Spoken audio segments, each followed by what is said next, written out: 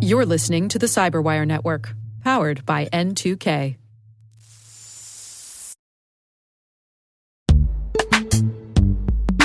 And now, a message from our sponsor, Zscaler, the leader in cloud security.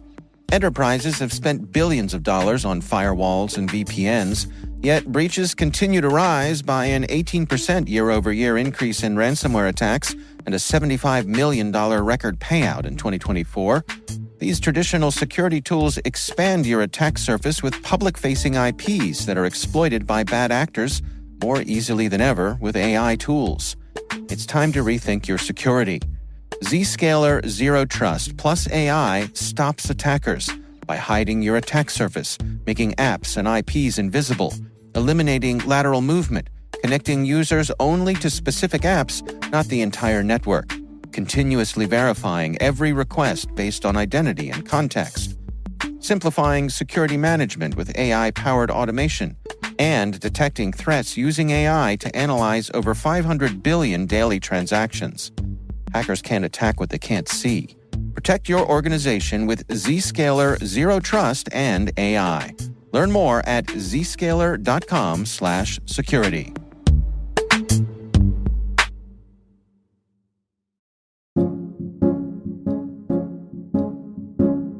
My name is Maria Thompson-Saeb, and I am the Senior Program Manager for Governance, Risk, and Compliance at Illumio.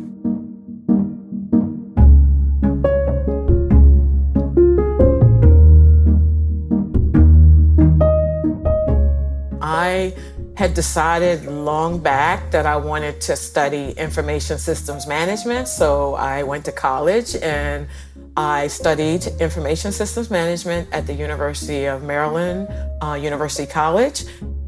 When I was growing up, we didn't really have computers in my home, but it was something that seemed interesting to me. And because I didn't have a computer, I felt, this is interesting and I want to learn more about it. So when I had the opportunity to go to college, I figured it would be something that I definitely wanted to look into.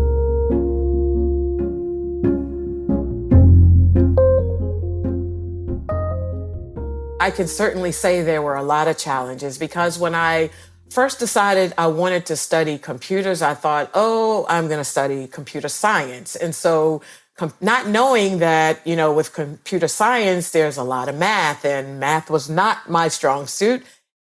Although I wasn't really strong in math, I still wanted to study computers and I wanted to be involved in that type of work. And that's how I ended up with information systems management, because I didn't have to have a whole lot of math.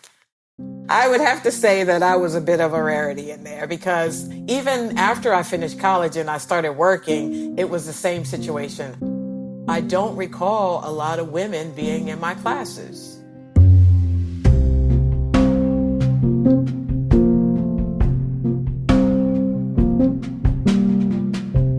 Once I finished college, I was like most people finish college. They don't really know what to do. And so I had an opportunity to work in government. I ended up taking a job at the help desk level for one of the federal agencies. And so a big part of my career was spent working in federal agencies around technology. The federal government had a series of opportunities, but as a contractor, not a federal employee. And so I did contracting work in technology for a number of years, and then I ended up jumping out into private industry. From help desk, I worked my way up to become a sysadmin. I suddenly was put into an environment that was Unix and Linux. And so that's how I moved from Windows system admin to being on the Unix Linux side, which was really exciting, by the way, because it was a challenge and it was something I had never done. And who knew that it would be something that would totally change everything for me? But it really did, because it opened up a lot of other opportunities after that. I focused a lot around security. And I was advocating for security best practices and for security tools and just processes. And so with that, it just really changed the whole focus of my mindset. And with that change became, the desire to want to do more of that type of work. It led me into looking for companies that focused on security. And so that's how I jumped from being a sysadmin focusing on Linux at that time to becoming a full-fledged security professional.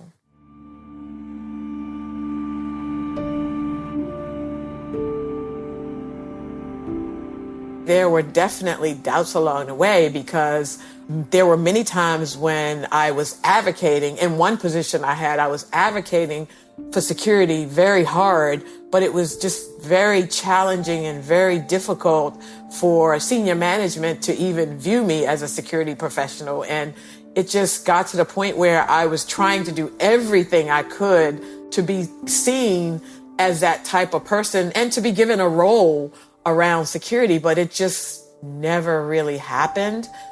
There were promises, but they never came to fruition. And so I had to take it in my own hands to go out and figure out what it would take for a company, a manager, or someone to see me as a security professional and not just a sysadmin.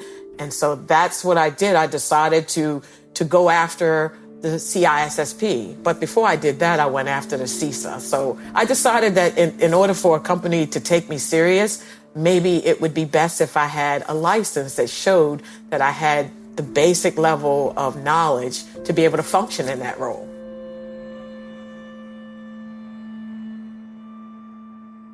After trying so hard at one particular company and it just wasn't happening, I felt that the only way it could happen is if I switched companies. And so that's exactly what I did.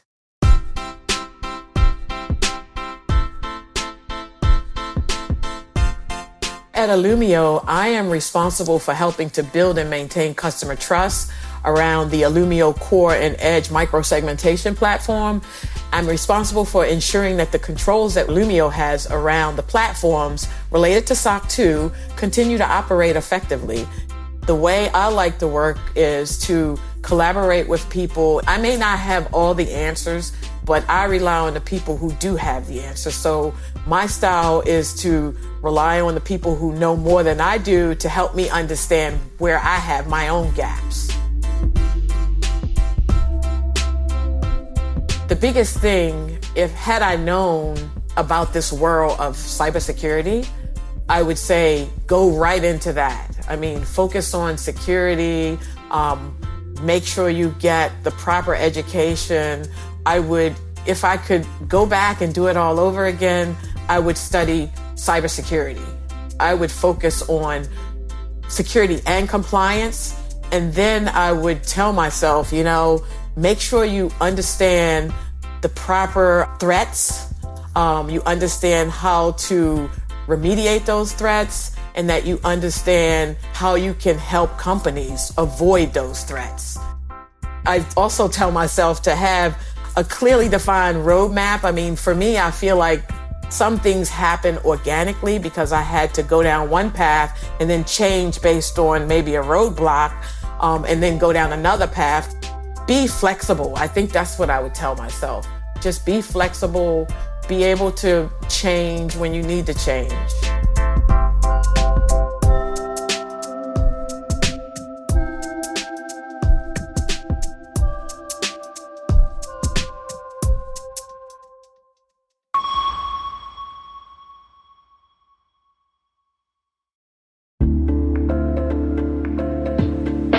Hey everybody, Dave here. Have you ever wondered where your personal information is lurking online?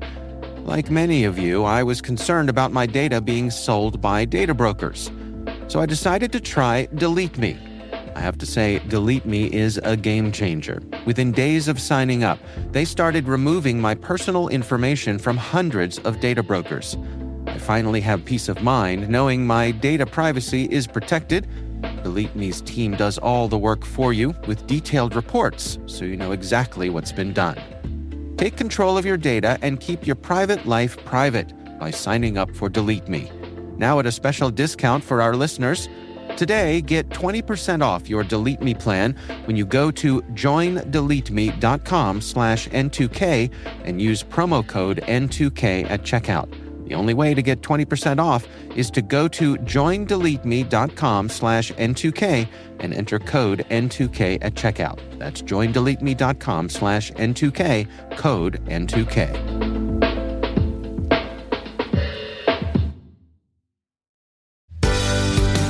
Hey everyone, grab your favorite mug and put the kettle back on the stove, because Afternoon Cyber Tea is coming back.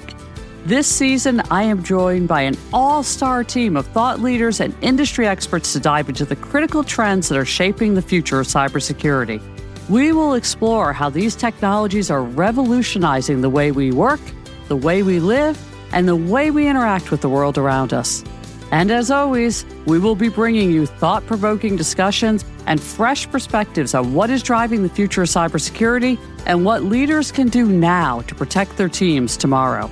New episodes will be coming to you in February, every other Tuesday, so subscribe now wherever you get your favorite podcasts.